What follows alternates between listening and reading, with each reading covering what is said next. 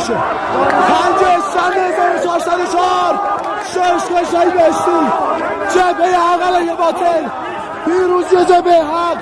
الله اکبر، الله اکبر. اینجوری دارن خر فرار میکنن، اینجوری دارن فرار میکنن.